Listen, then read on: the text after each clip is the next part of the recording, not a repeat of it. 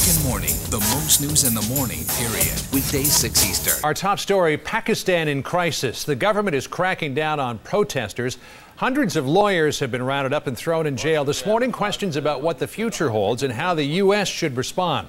Richard Haass is the former head of State Department policy planning and current president of the Council on Foreign Relations. He joins us now. Richard, always great to see you. Enjoy you sharing your expertise with us. The U.S. is in a real pickle right now. It's got its major ally in the war on terror in that region, but it's also got this idea that it's been promoting democracy. What can it do? I mean, can it really put the screws to Musharraf, knowing what the potential consequences might be? The shorthand is the United States can't do an awful lot. You've described the situation all too well. It gives Pakistan an awful lot of leverage against the United States. So what it means is the United States can denounce what's going on, and we should, loudly, frequently, so no one is under any misunderstanding. But we can't, for example, cut off all aid. That would hurt us even more than it would hurt them, because quite honestly, the United States is dependent on Pakistan, as imperfect as it is, as a principal partner in the war against terrorism. But does the White House risk looking hypocritical in the eyes of the world? As we said, President Bush has been out there promoting democracy.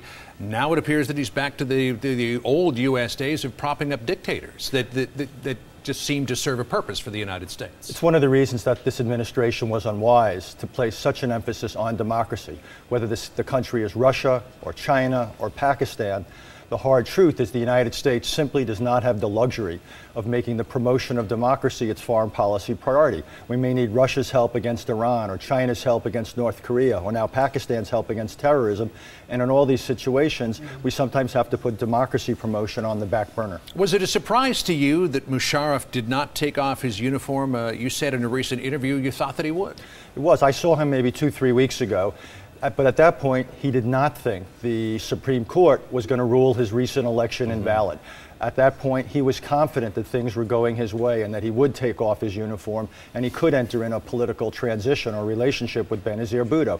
Now, all of that is off. He clearly wasn't counting on this, and what he's done is obviously crack down hard. The fact that he's cracked down, the military is now in control, might that actually aid Pakistan in its attempts to go after militants and the Taliban, particularly in those wild tribal regions along the border? Or is he going to have his hands full with just keeping a lid on dissent?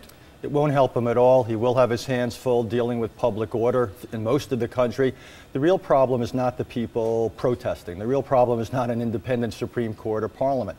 The real problem is that Pakistan's army has been just this side of feckless in taking on the radicals and the extremists and so forth. They don't have the police forces that they really need. So quite honestly, Mr. Musharraf, while citing the threat that Pakistan faces, none of this will help them. Plus, it will give them an extra security challenge to take on. And how long do you think the U.S. is going to have to bite the bullet on this? Musharraf has said delay elections for a year, but one of his aides said, hey, if you want progress in the war on terror, we're talking about 2 to 3 years before we can have elections. Well, again, that's ridiculous that somehow there's a trade-off. If they suspend democracy, it makes them more capable. As we just said, it will make them less capable.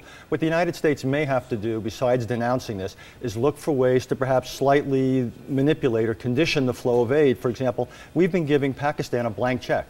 They've been getting hundreds of millions of dollars virtually every month to spend as they see fit. What I would like to see is the United States starting to direct that aid much more specifically and try to win over the army.